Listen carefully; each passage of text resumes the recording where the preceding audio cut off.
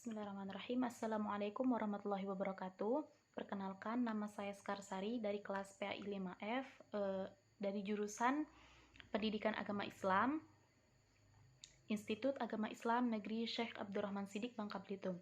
Di sini saya ingin menjelaskan materi tentang Micropolitics sebagai pemenuhan tugas dari mata kuliah Inovasi Manajemen Pendidikan Islam.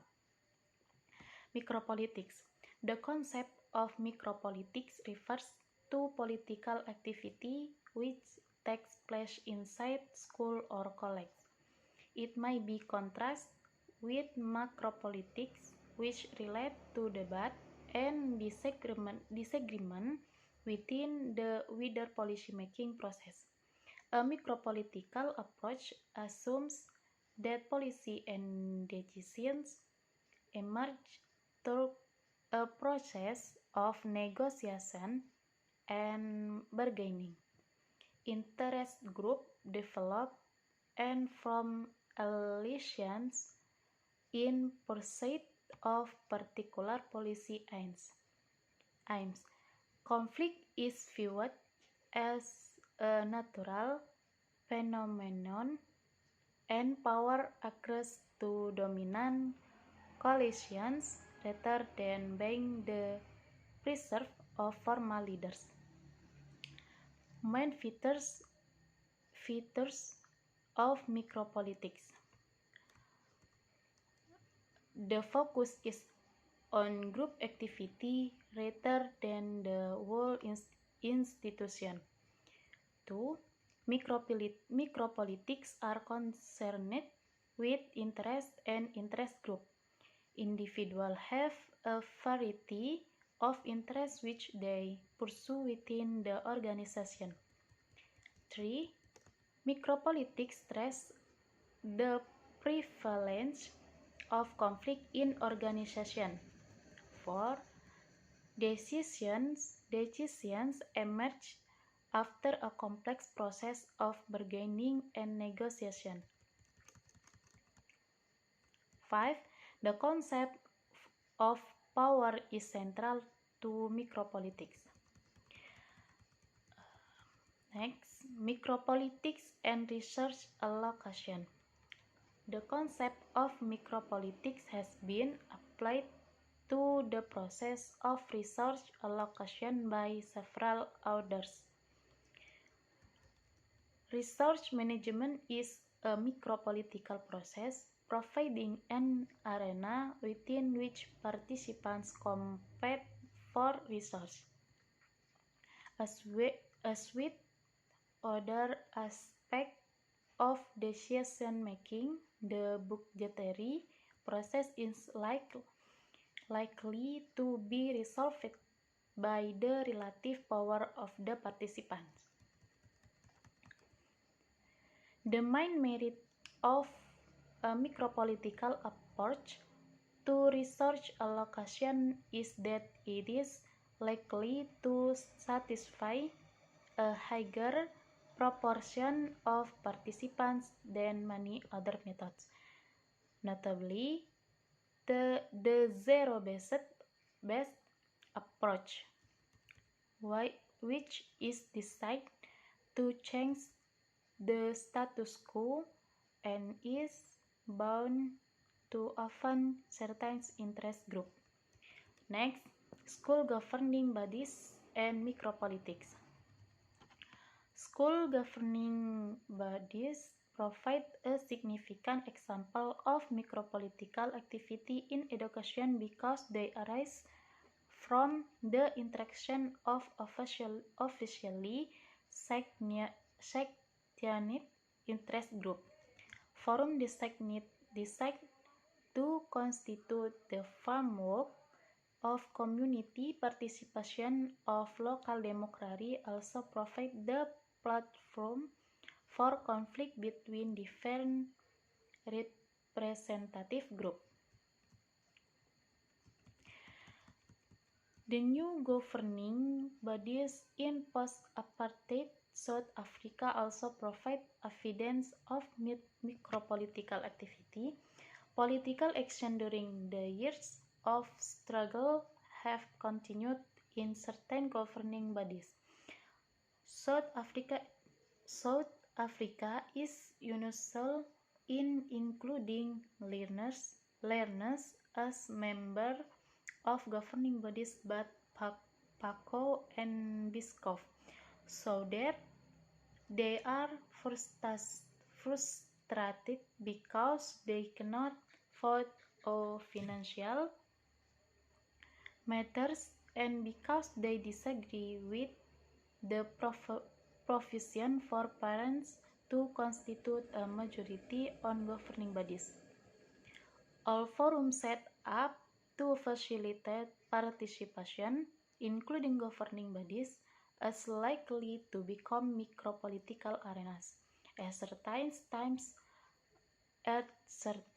times and for particular decisions.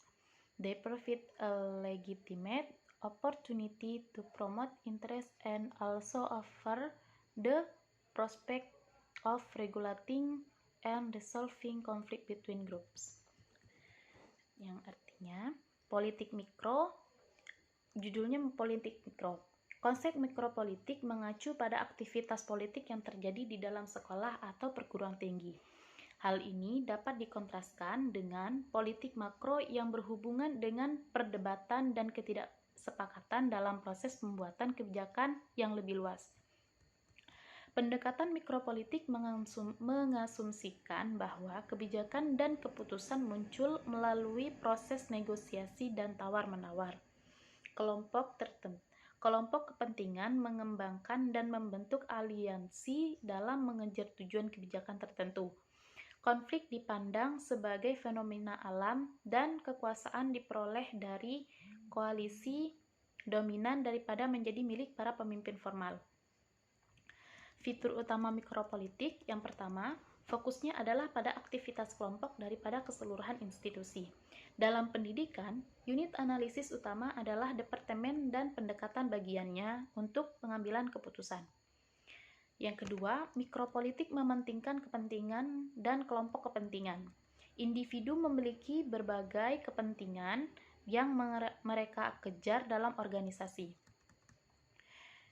Yang ketiga, mikropolitik menekankan prevalensi konflik dalam organisasi. Individu dan kelompok kepentingan mengejar tujuan mereka yang berbeda, yang menyebabkan konflik di antara mereka. Yang keempat, keputusan muncul setelah proses tawar-menawar dan negosiasi yang rumit. Yang kelima, konsep kekuasaan merupakan inti dari mikropolitik. Proses pengambilan keputusan kemungkinan akan diselesaikan sesuai dengan kekuatan relatif para peserta. Kepentingan yang berbeda menimbulkan konflik terlihat dan tidak terlihat, yang diselesaikan atau diabadikan oleh berbagai jenis permainan kekuasaan. Selanjutnya yaitu mikropolitik dan alokasi sumber daya. Konsep mikropolitik telah diterapkan pada proses alokasi sumber daya oleh beberapa penulis. Manajemen sumber daya adalah proses mikropolitik menyediakan arena di mana peserta bersaing untuk sumber daya. Seperti aspek pengambilan keputusan lainnya, proses penganggaran kemungkinan besar akan diselesaikan oleh kekuatan relatif para peserta. Kelebihan utama pendekatan mikropolitik untuk alokasi sumber daya adalah kemungkinan untuk memenuhi proporsi peserta yang lebih tinggi daripada banyak metode lainnya, terutama pendekatan berbasis nol, yang dirancang untuk mengubah status quo dan apa adanya, terikat untuk menyinggung kelompok kepentingan tertentu. Selanjutnya adalah Badan Pemerintahan Sekolah dan Mikropolitik. Badan pengatur sekolah memberikan contoh yang signifikan dari aktivitas mikropolitik dalam pendidikan karena mereka muncul dari interaksi kelompok kepentingan yang disetujui secara resmi. Forum yang dirancang untuk membentuk kerangka partisipasi masyarakat dan demokrasi lokal juga menyediakan platform untuk konflik antara kelompok perwakilan yang berbeda. Badan-badan pemerintahan kemudian dapat menjadi arena politik di mana kepentingan-kepentingan yang bersaing memperebutkan supremasi. Semua forum yang dibentuk untuk memfasilitasi partisipasi, termasuk badan-badan pemerintahan, cenderung menjadi arena mikropolitik. pada waktu-waktu tertentu dan untuk keputusan-keputusan tertentu. Mereka memberikan kesempatan yang sah untuk mempromosikan kepentingan dan juga menawarkan prospek mengatur dan menyelesaikan konflik antar kelompok. Hasil observasinya, berdasarkan penjelasan yang tadi, berdasarkan penjelasan yang sudah dipaparkan secara sederhana, politik mikro berkaitan dengan instansi-instansi kecil pemerintahan, termasuk di sini adalah pendidikan atau sekolah. Pada umumnya, pendidikan adalah komoditi politik yang sangat penting. Proses dan lembaga-lembaga pendidikan memiliki aspek dan wajah politik yang banyak, serta memiliki beberapa fungsi penting yang berdampak pada sistem politik, stabilitas dan praktik sehari-harinya. Dalam masyarakat modern, pendidikan merupakan wilayah tanggung jawab pemerintahan yang besar. Pendidikan publik bersifat politis karena dikontrol oleh pemerintah dan memengaruhi kredibilitas pemerintah. Oleh karena itu, besarnya nuansa politik dari kebijakan-kebijakan pendidikan, maka berbagai faktor politis yang tidak ada hubungannya dengan pendidikan turut mempengaruhi bagaimana kontrol terhadap pendidikan dan bagaimana kebijakan-kebijakan pendidikan dibuat. Sebagai wilayah tanggung jawab pemerintah, pendidikan sering dipaksa menyesuaikan diri dengan pola-pola administratif umum dan norma-norma yang berlaku. Akibatnya, pendidikan publik dibiayai dan dikontrol oleh pemerintah, sama halnya pemerintah membiayai dan mengontrol bidang-bidang lainnya, seperti pertanian, kesehatan, atau pelayanan sosial. Pada umumnya, setiap kebijakan pemerintah di bidang pendidikan merefleksikan pandangannya tentang masyarakat dan keyakinan politiknya. Masing-masing pemerintah menempatkan prioritas pendidikan yang berbeda-beda dan menyukai kebijakan-kebijakan yang merefleksikan pandangan dasar dan kepentingan-kepentingan mereka. Dari waktu ke waktu, pemerintah membuat kebijakan-kebijakan pendidikan atas dasar pertimbangan-pertimbangan politik. Keputusan-keputusan tentang pendidikan sering dipengaruhi oleh faktor-faktor keuangan yang dihadapi oleh pemerintah. Sekolah-sekolah, universitas-universitas, dan lembaga pendidikan negeri merupakan sektor publik yang paling terpengaruh oleh penerapan sistem politik. Jika politik dipahami sebagai praktik kekuatan, kekuasaan, dan otoritas dalam masyarakat, serta pembuatan keputusan-keputusan otoritas tentang alokasi sumber daya dan nilai-nilai sosial, maka jelaslah bahwa pendidikan tidak lain adalah sebuah bisnis politik. Semua lembaga pendidikan, baik pemerintah maupun non-pemerintah, dalam batas-batas tertentu tidak terlepas dari bisnis pembuatan keputusan-keputusan yang disertai otoritas dan yang dapat diberlakukan. Lembaga-lembaga pendidikan tersebut terlibat dalam praktik kekuatan, kekuasaan, dan otoritas. Politik dan kekuasaan suatu negara memegang kunci keberhasilan pendidikan. Dalam konteks pembangunan demokratisasi dan desentralisasi di Indonesia, peran politik, eksekutif, dan legislatif untuk memajukan pendidikan begitu besar.